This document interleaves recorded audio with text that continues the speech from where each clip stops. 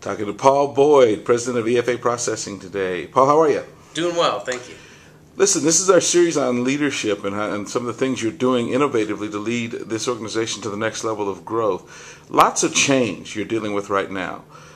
In your mind, just for a short while, I want to talk a little bit about some of the things you're doing specifically to drive this change. But first, let's talk a little more philosophically and generally about how you approach change and change management.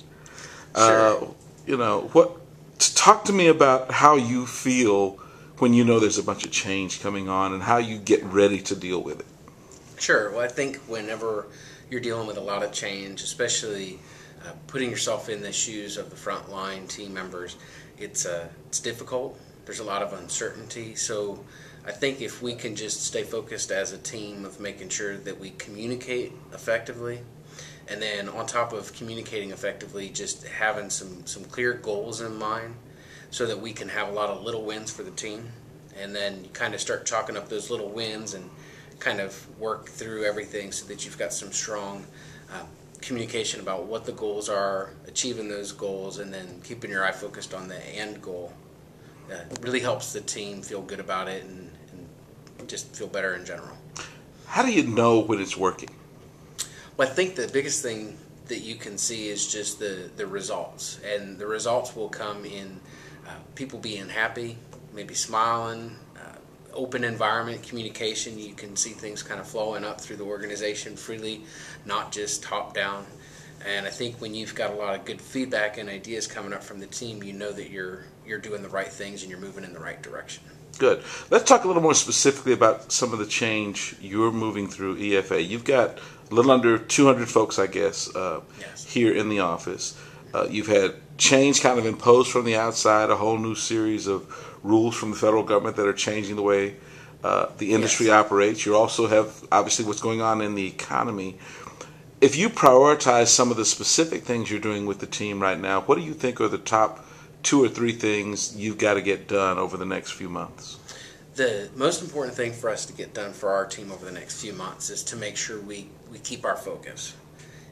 We have to make sure that the driving culture and overall goals of our organization are to help people. So with us, it has to be about helping and serving our clients, whether it's the business-to-business partners we have or the consumers that they're bringing to our team. That has to be our number one focus. And then secondly, training.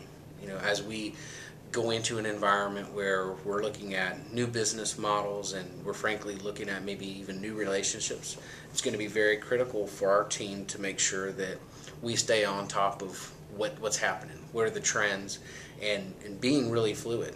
We're going to have to sometimes make decisions with the information that's available, because it's not going to be a perfect world where we have months and even years in order to look at data and make decisions. We're going to have to do the best with the information that's at hand, and then we're going to have to be pretty nimble in how we implement and make changes. If I'm let's say a relatively new team member here at EFA, given what you've just said about how fluid the situation is, we won't always have perfect information. Let's say I've been here 6 months or less, what kind of things do I need to be doing to give myself the best chance of having success in this company? Yeah, recently we began MVP training, Most Valuable Professional, and when we engaged the U.S. leadership team to provide this training for our folks, we wanted them to kind of help folks. So I think the first thing that they did, which was great, is kind of helping people get in touch with their values. And then, of course, we're working with individuals to understand the difference between their values and their character and that gap, so that we can make sure that we're all supporting our goals and that those individual goals roll into what the company's overreaching goals are. And in the coming weeks, I think the most important thing that new people can do is to continue developing themselves. Not let somebody else manage their career, if you will. Kind of have some clear goals for yourself every day, every week, every month, whether they're written goals and or goals that you share with people around you so that you can have some accountability partners built in. But ultimately that you're driving towards things that are going to really make life better for your coworkers, the business owners that we support, and ultimately the consumer. Great. Paul, thank you for your time. Anything as we wrap up, any last points you'd like to make?